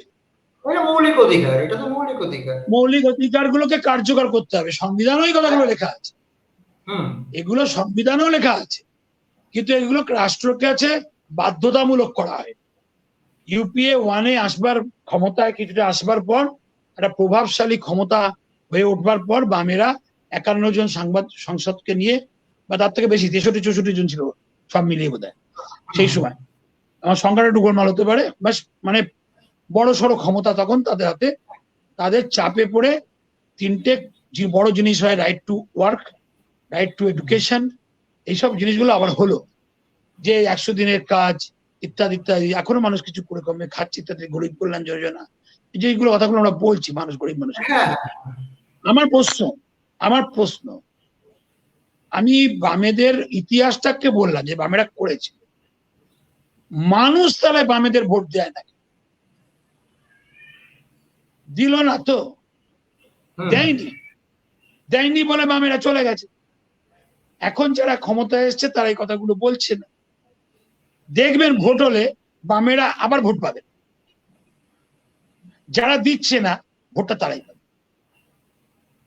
এই যে প্যারাডক্স, এই যে আমাদের দেশের মানুষের মনস্তত্ত্বের প্যারাডক্স, যারা নিজেরা খেতে পায় না কিন্তু যারা খেতে পাওয়ার কথা বলে সেই বামেদের ভোট দেয় না, ভোট দেয় যারা তার খাবারটা দিল না তাদের। কেন? এটা জানতে ইচ্ছে করে, আমার ভাবতে ইচ্ছে করে। বনাঞ্চলের থেকে আদিবাসীদের অধিকার কেড়ে নিচ্ছে কে? বিজেপি কেড়ে নিচ্ছে। বিজেপি বেশি বেশি ভোটটা পাচ্ছে আদিবাসী। কেন? এটা মজার অদ্ভুত ব্যাপার, আমরা অদ্ভুত জিনিস দেখছি। এটা সেই মহাভারতের যুগে চলে যেতে হয়। রাজনীতির মানেই বোধহয় এইটা, যে যে দেয় না সেই বেশি সমর্থন পায়, যে দেয় সেই বোধহয় ত্যক্ত হয়ে যায়। আমাদের গণতন্ত্র ধরে রাখবার দায়িত্ব যদি আমাদের হতো, আমি আমাদের দিকে তাকিয়ে বলছি, রাজনৈতিক সমাজের দায়িত্ব বলেছি আগে, এবার আমাদের দায়িত্ব বলছি। আমরা উই দ্য পিপল, আমরা পিপল, আমরা কি আমাদের প্রকৃত স্বার্থের বিবেচনা করে ভোট দিই? গণতন্ত্র কি করে রক্ষিত হবে, তাৎপর্য পাবে, রক্ষা হবে, ভোট দিলেই রক্ষা হবে। কিন্তু গণতন্ত্রের তাৎপর্যটা তো আমার ভালোটা আমি বুঝবো, তারপরে আমি যদি আমার, এই যেমন আপনি বলছেন যে 500 টাকায় কর্মসংস্থান হয় না, কিন্তু আমি 500 টাকা পেলেই ভোটটা দিই, তাকে দিই যে আমার 500 টাকাটাই দেয়। আমি তাকেই ভোটটা দিই যে আমার অন্নদান যোজনাটা বন্ধ করে দেয়। আমি তাকেই ভোটটা দিই যে আমাকে কর্মসংস্থান দেয় না, তার নিয়ে কথা বলে না, মন্দির এই হোগা বলে চিৎকার করা শুরু করে। আমি তাকেই ভোটটা দিই, সে মন্দির নামে হোক কিংবা মসজিদের নামে হোক, বা ধর্ম তো আমাদের দেশে সবচেয়ে বেশি মানে রাজনীতির অঙ্গ, তাই আমি ধর্মের কথাটা বললাম। আর ধর্ম ছাড়া অন্যান্য বিষয়গুলো তো বলেছি, 100 দিনের কাজ থেকে শুরু করে, অন্নদান যোজনা থেকে শুরু করে, কর্মসংস্থান থেকে শুরু করে, স্বাস্থ্য থেকে শুরু করে, হসপিটালে জিএসটি বাড়িয়ে দিচ্ছে, ভোট সেই পায়। এই মানুষ আমরা কি করে এক্সপেক্ট করতে পারি যে আমাদের দেশে গণতন্ত্র থাকবে? আমি কোন রাজনৈতিক দলকে বলছি না, আমি কোন রাজনৈতিক দলকে কাঠগড়ায় তুললাম না। আমরা বুঝলাম ওরা ওদের কাজ করেছে, ওরা যা পেরেছে তাই করেছে, ওদের যেটা ইচ্ছে হয়েছে তাই করেছে। আমরা পিপল প্রত্যেকটা ভোটের সময় ভোটটা কি সচেতন ভাবে দিই? এখানে কতগুলো প্রশ্ন আসে, প্রশ্নটা উত্তর এখানে হচ্ছে আমরা কি সচেতন ভাবে দিই? আপনি যদি ভোট পার্সেন্টেজ দেখেন, ওভারঅল পার্সেন্টেজ, আমরা 30-40% মানুষ কিন্তু ভোট দিই না। ডিসাইডিং ফ্যাক্টর হয় কি, ভোটের ডিসাইডিং ফ্যাক্টর হয় অনলি 5-10%, তাও হয় না, 2-3% এর মধ্যে ডিসাইডিং। না, এখন তো মোটামুটি পাবলিক প্রচুর ভোট দিচ্ছে, প্রায় 70% এভারেজ সব জায়গায়। আপনি ওভারঅল পার্সেন্টেজ দেখুন, 40%, 32, 38 to 40% ওভারঅল পার্সেন্টেজ ইন্ডিয়ার আমি ক্ষেত্রে। বলছি, দেখুন আপনার শাসক দল ক্ষমতায় আসছে 30+ % ভোট পেয়ে, 23 থেকে 32, 33, 35% ভোট পেলে সে শাসন ক্ষমতায় চলে আসে। আর উল্টো দিকে যারা আছে তাদের মধ্যে যদি 4টে মোটামুটি সমমনোভাবাপন্ন বিরোধী থাকে, মানে হ্যাঁ, ধরা যাক সমমনোভাবাপন্ন বিরোধী দরকার, একটা বিরোধী একটা দল থাকবে একদম মেরুর উল্টো দিকে, আর বাকিরা থাকবে মেরুর এদিকে, তাহলেই যে একা ওই দিকে থাকবে সেই ক্ষমতায় চলে আসবে। বড় বিচিত্র গণতন্ত্র। হ্যাঁ, তার কারণ আমি বলে দিচ্ছি খুব সহজ হিসেব, কেন মোদি বারবার জেতেন। মোদি একটা পার্টিকুলার স্ট্যান্ড পয়েন্টে আছেন যে আমি হিন্দু, ভোট চাই। যে কটা হিন্দুদের মধ্যে আবার বিভাজন আছে, অনেকে তাকে মনে করেন না হিন্দুরা সেকুলার, ওই সেকুলার হিন্দুরা ভোট দেয়। ধরা যাক সেকুলার হিন্দুরা তাকে ভোট দেয় না, কিন্তু যারা হিন্দুত্বে বিশ্বাস করে সেই হিন্দু তারা আছে 35%। তারা একজোট হয়ে পুরো মোদিকে দিয়ে দিল, মানে মোদি মানে বিজেপি সারা দেশে দিয়ে দিল। তাহলে এবার দেখুন বাকি কত থাকে, 65 থাকে। আমার আপনার মধ্যে যতই তর্ক হোক আমরা দুজনেই মেনে নেব যে মিনিমাম 15 থেকে 20% ভোট দিতে আসে না। তাহলে 65 থেকে 20% চলে গেল, থাকলো 45% মোদির বিরুদ্ধে। এই 24 সালের দিকে তাকিয়ে দেখুন, মোদি যদি শুধু হিন্দুত্বের ভোটটাই পেয়ে যায়, না আমি বলে দিচ্ছি অঙ্কটা, না আপনি এখানে একটা মোদি ধরে যাচ্ছে। হ্যাঁ, আপনি আপনার বিজেপি, না আমি বলছি কি আপনি এনডিএ ধরুন। আচ্ছা আমি কোনো দলই বলছি না, আমি কোনো দলই বলছি, আমি XYZ বলছি। না, আপনি যেহেতু মোদির নামটা উচ্চারণ করছেন, আপনি মোদি বলছেন, আপনি রাজ্যের দিকে তাকিয়ে দেখুন, আপনি আপনার নিজের রাজ্যে দেখুন, আপনি কেন অদূরে যাবেন? বলছি আমি আসছি সেটাতেই আসছি। একটা মোদি সে এতগুলো রাজ্য নিয়ে চলছে, আর একটা দিদি সে একটা রাজ্যেই উপকার মানুষকে কত কি বলছে। আমি দিদি মোদির বিভাজনে আসছি না, আমি দিদি আর মোদিকে একই দিকে ধরলাম। মোদি বলছেন তো এখানে আপনাকে দিদিকে আলোচনায় আনতে হবে। আনছি আমি মোদিকে কেন আনছি সেটা একটু ব্যাখ্যা করি। তার কারণ হচ্ছে তার স্ট্যান্ড পয়েন্টের একমুখীনতার জন্য।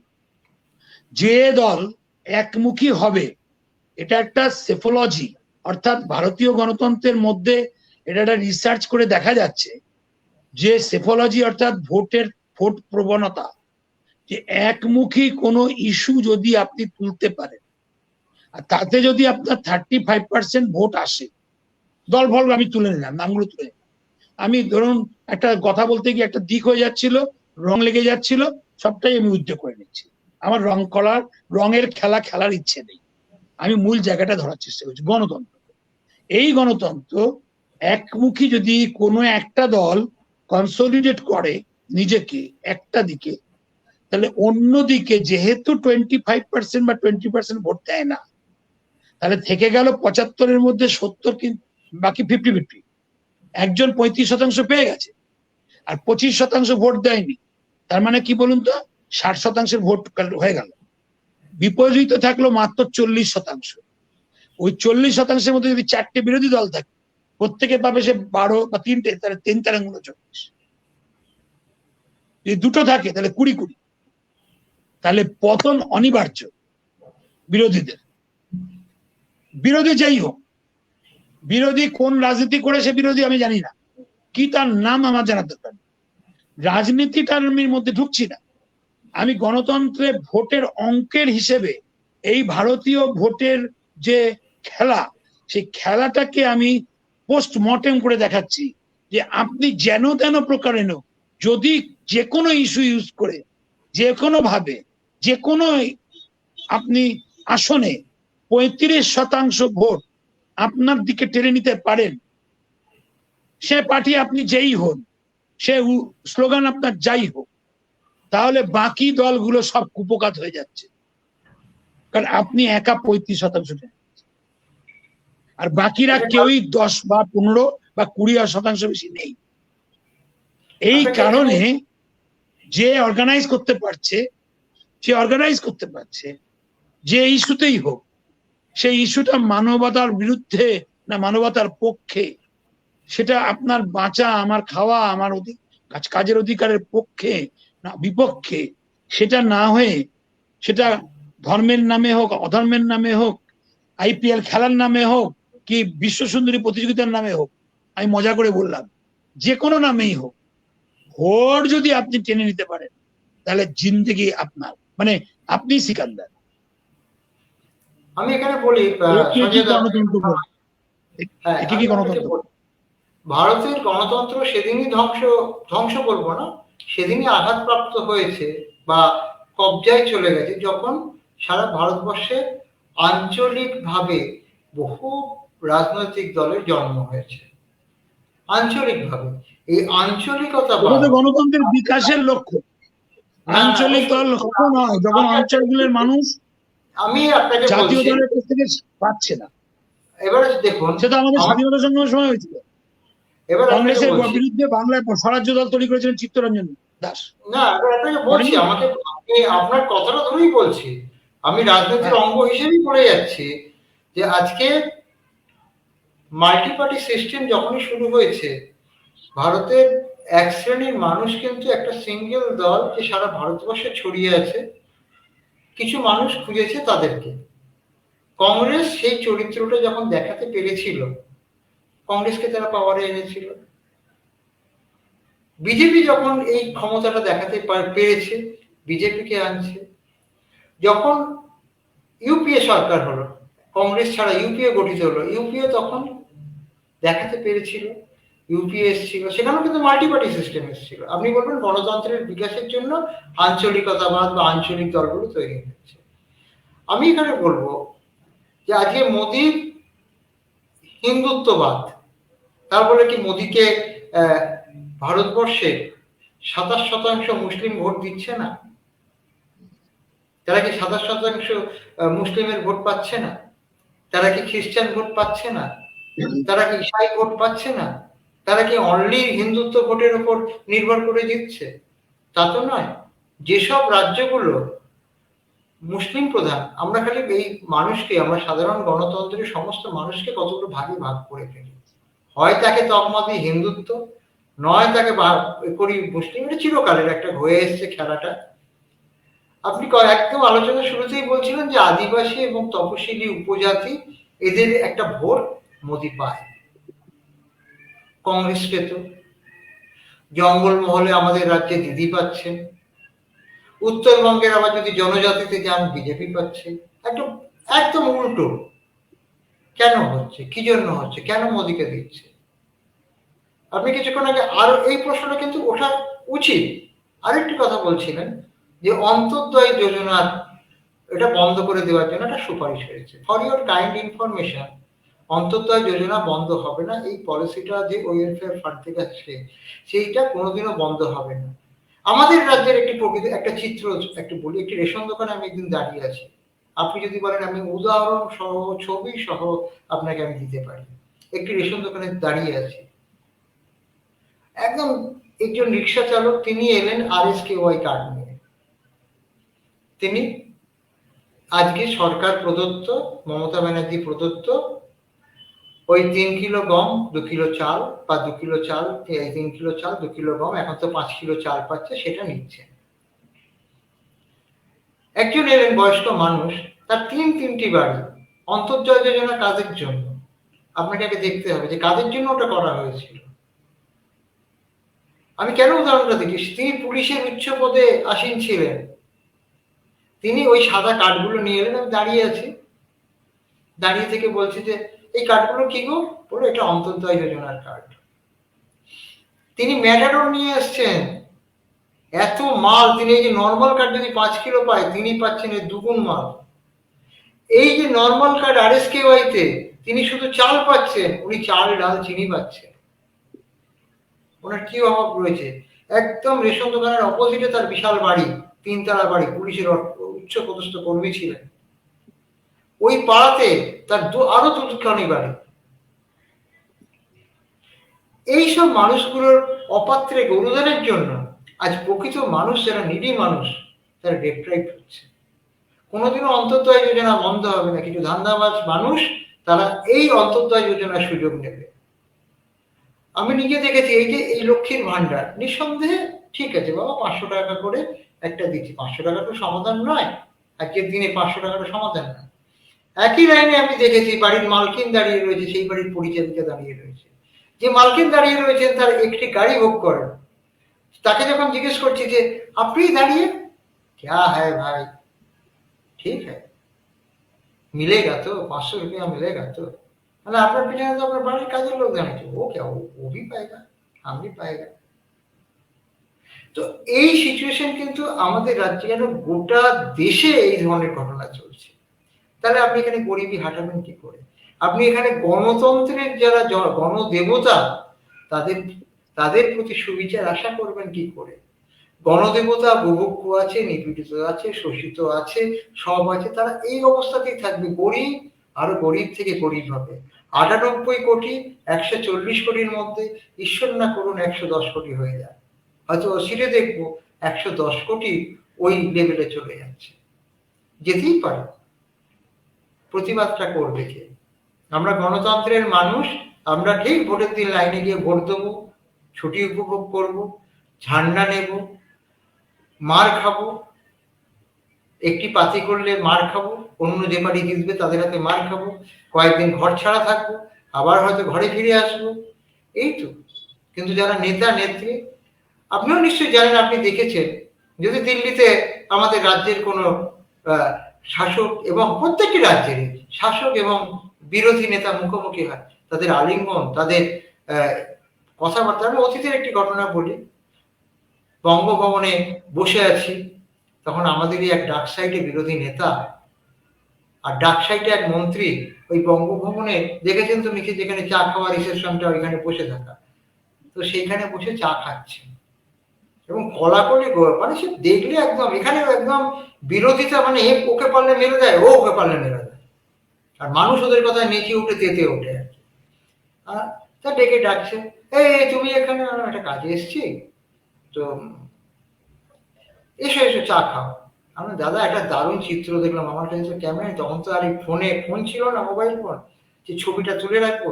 দাদা ওখানে আপনি ওকে অত গালাগালি দিচ্ছেন, উনি আপনাকে অত গালাগালি দিচ্ছে, এটা কি? এক কাপে চা খাচ্ছেন ধরতে গেলে। সত্যি দাদা পারেন বটে, এটাই তো ভাই রাজনীতির খেলা। মানুষকে ওইখানে হবে দলাদলি আর এখানে হবে গলাগলি। কে দেখতে আসছে এখানে, তুমি দেখে ফেললে। এটাই চিত্র, এটাই চিত্র। এটা কিন্তু অতীতেও যা ছিল আজও তাই আছে। আর আমরা যারা নির্বাচিত করি গণতন্ত্রের গণদেবতা, তারা কিন্তু ওরা ওই এক কাপে চা খাবে গলাগলি করে, আর আমরা এখানে সবাই দলাদলি করে মরবো, শোষিত হব, নিপীড়িত হব, বঞ্চিত হব। আমাদের কাছে ভাড়ার কিন্তু সেই বিগ জিরো। আর খালি হতাশার বাণী করব, আর মাঝে মধ্যে ফোঁস করে বলো এই পেলাম না, এই পেলাম না, দিতে হবে দিতে হবে। যারা কিন্তু করবে জিএসটি চাপাবে, গ্যাসের দাম বাড়াবে, নিঃশব্দে আলু 28 থেকে 30 হবে। আমরা গিয়ে বাজারে ফেল করে চেয়ে দেখবো ইলিশ মাছটা 1200 টাকার মাছ কেউ আমার সামনে দিয়ে ঝুলিয়ে ঝুলিয়ে নিয়ে বেরিয়ে যাচ্ছে। কেউ 400 টাকার পাবদা মাছ, আমার খাওয়ার ইচ্ছা আছে, কেনার ক্ষমতা নেই, ওই একবার বাজারে গিয়ে চোখের দেখা দেখে আসবো। আমরা 98 কোটি মানুষ আজকে এই অবস্থার মধ্যে রয়েছে। হয়তো এটা সঞ্জয়দা আপনার কথাতেই বলি, এটা 110 কোটি হয়ে যাবে। আমরা এখানে বসে যারা সাংবাদিক, একটু সৎ সাংবাদিকতা করার চেষ্টা করি, পা চাটি না, মাঝে মধ্যে 2-4টে কথা বলবো, লোকে বলে পাগল, নয় আপনারই ভাষায় বলি কারাগারের মধ্যে ঠেলে দেবে। সত্যিকে সত্যি বলতে পারবেন না, মিথ্যেকে মিথ্যে বলতে। তার থেকে বাবা যা চলছে চলুক। আমার পাড়ায় ল্যাম্পপোস্টে লাইট যদি বন্ধ হয়ে যায়, আমার পাশের বাড়িতে আমারই এক বন্ধু, সে খুব সমাজ সচেতন, খুব, সে মানুষের সম্পর্কে একদম, আমাদের এখানে একটা মোড় মাথা আছে, আমরা রাজধানী বলি, বটতলা, ফাটিয়ে দেয়। সে মানে একদম জনগণের জন্য নিবেদিত প্রাণ। যখন বলি খবর দিবি না, ওখানে তো সবাই আছে, কেউ না কেউ খবর দেবে, ওই লাইটটা জ্বলার জন্য কেউ না কেউ খবর দেবে, আমি কেন দিতে যাব? আমি তো দেখে ঠিক চলে আসছি, ওই আলো তো দেখতে পাচ্ছি। আমাদের মানসিকতা হয়ে গেছে মানুষের মধ্যে, আমাদের এই গণদেবতার মধ্যেও এই মানসিকতা, কেউ না কেউ বলবে, অথচ সে বলে না কেউ। যে হয়তো এই আপনার আমার মতো কিছু মানুষ আছে, মাঝে মধ্যে ফোঁস করে উঠবো, আবার দুদিন পর ফোন করে, কিরে বড় বড় কথা বলছিলি, চেপে যা। তখন আমরা নিজেদের তাগিদে চেপে দিই। এছাড়া উপায় কি সঞ্জয় দা? মাঝে মধ্যে আত্মগ্লানিতে ভুগি, আমরা সবাই আত্মগ্লানিতে ভুগি। চোখ বন্ধ করে চিন্তা করি, যখন আমরা সাংবাদিকতা করতে এসেছিলাম, সৎ নির্ভীক সাংবাদিকতা করব, গঠনমূলক আলোচনা করব, গঠনমূলক সমালোচনা করব, রাষ্ট্র দেশের স্বার্থে, যাতে আমাদের সাধারণের উপকার হয়। কারো পকেট ভরাবার জন্য সাংবাদিকতা নয়, কারো স্থাবকতা করার জন্য সাংবাদিকতা নয়, কারো চাটুকারিতা করার জন্য সাংবাদিকতা নয়, কারো প্রচার করার জন্য সাংবাদিকতা নয়, কাউকে হেয় করার জন্য সাংবাদিকতা নয়। আমরা সবাই এসেছিলাম তো সঞ্জয় দা, সবাই এসেছিলাম সৎ নির্ভীক সাংবাদিকতা করার জন্য। আপনার কথাগুলো আমারই কথা, এটাই কথা। আপনার মনে হয় না যে আমরা কোন পজিশনে কিভাবে আছি? নিজেদের সাংবাদিক হিসেবে বলতে লজ্জা হয় না যে ওই সাংবাদিক আমরা? লজ্জা হয় কি হয় না? হয়তো আজকের মিডিয়া যা অবস্থায় দাঁড়াচ্ছে, সেখানে গণতন্ত্রের একটা স্তম্ভ, সে কথা বলতে গেলে তার জায়গা নেই বলেই হয়তো সে আস্তে আস্তে সে বকলেস গলা বেঁধে ফেলেছে। হ্যাঁ, উপায় নেই। আজকে একজন সাংবাদিক, তার গাড়ি বাড়ি, তার ফ্ল্যাট সব হচ্ছে, অথচ দেখুন আপনার আমার সাংবাদিকতা করে কি হয়েছে? কি হয়েছে বলুন না? কেউ বলতে পারবেন কোন নেতা নেত্রী যাদের কাছে গিয়ে এক কাপ চা খেয়েছি? আপনিও খাননি, আমরাও খাইনি। আমি তো অনেক জায়গায় গেছি, যারা দুজনে করেছে কি বাইরে বেরিয়ে চা খেয়েছি, ওখানে চাটা পর্যন্ত খাইনি। অনেক জায়গায় এরকম ঘটনা ঘটেছে। এটা তো ওদের নৈতিকতার প্রশ্ন, ওই যে বললাম। আসলে একটা জায়গায় কিন্তু এসে গেছি আমরা। আমাদের আলোচনার স্বার্থে শেষ করবার আগে আমরা কিন্তু আলোচনা আমাদের একটা পয়েন্ট ধরিয়ে দিল, গণতন্ত্র তাৎপর্যপূর্ণ হয়ে উঠতে পারে অনলি নৈতিকতার ভিত্তিতে। সেটা রাজনৈতিক সমাজের নৈতিকতা, যখন রাজনৈতিক সমাজের ভূমিকার ক্ষেত্রে, আবার সাধারণ মানুষের ভূমিকার ক্ষেত্রে তার নিজের নৈতিকতা। ভোট দেওয়ার ক্ষেত্রে হোক, বা নির্বাচন করবার ক্ষেত্রে হোক, বা নির্বাচিত হওয়ার পরে হোক, প্রতিটি স্তরেই সেই নৈতিকতা থাকলে গণতন্ত্র সার্থক হয়। নৈতিকতাহীন হলে গণতন্ত্র আর থাকে না। এখানে দল কথা নয়, এখানে কোনো বিশেষ মতবাদ কথা নয়, এখানে কথা হচ্ছে মানুষ নিজে কত সৎ, মানুষ নিজে নীতিবাদী কিনা, নৈতিকতায় সে সঠিক কিনা। এইটাই হচ্ছে, যতক্ষণ আমরা নিজেরা তা না হব ততক্ষণ কিছু এক্সপেক্ট করতে পারবো। এটাই হচ্ছে, আমরা সাংবাদিক হিসেবেও করতে পারবো না নিজেরা সৎ সাংবাদিকতা না করলে। রাজনৈতিক ভাবেও যদি আমি রাজনীতি করতে যাই, রাজনীতিতেও যদি নৈতিকতা নিজে না পালন করি, গণতন্ত্র আমার কাছে সুরক্ষিত থাকবে। আবার মিডিয়াতেও এসেও আমি যদি লিখি, আমার কলম যদি সৎ না চলে, তাহলে গণতন্ত্র আমার কলমে কথা বলবে না। অর্থাৎ আমি সৎ কিনা, আমরা সৎ কিনা, আমরা দেশবাসী যেমন, আমাদের গণতন্ত্র তেমন। এটাই আমাদের তাৎপর্য, গণতন্ত্র। এই আমরা পেলাম, ঠিক আমরা পেয়ে গেছি উত্তর। আমাদের দেশবাসীর কোয়ালিটি শিক্ষা আনতে পারে একমাত্র চেতনা, যা আমাদেরকে সৎ করে তুলতে পারে। এইটুকু বলে আমার আজকের আলোচনায় আপনাকে পেলাম। আমার এক অসুস্থ বন্ধু, তিনি আজকে আসবার চেষ্টা করেছিলেন, দুবার পেলেন না। তাপস সরকারকে পরের দিন হয়তো পাবো, আবার আমরা বসবো। আজকে আমাদের আলোচনা শেষ হয়নি, কারণ আমরা শুরু করেছিলাম, প্রথমে মনে হচ্ছিল আমরা রাষ্ট্র বিরোধী আলোচনা করছি, পরের ধাপে কিন্তু আমরা নিজেদের বিরুদ্ধে আলোচনা করেছি। এবং এই অমৃত মন্থনে, এই সমুদ্র মন্থনে যে অমৃত উঠেছে, সে অমৃত হচ্ছে আসল সত্য। সৎ হও, নৈতিকতাটা বজায় রাখো, তা নাহলে গণতন্ত্র থাকে। সবার জন্য এই কথা সত্য। ধন্যবাদ, আমরা এখানে শেষ করলাম। নমস্কার। অসংখ্য ধন্যবাদ স্বপনদাকে, দারুণ বলেছেন। Thank you. Thank you.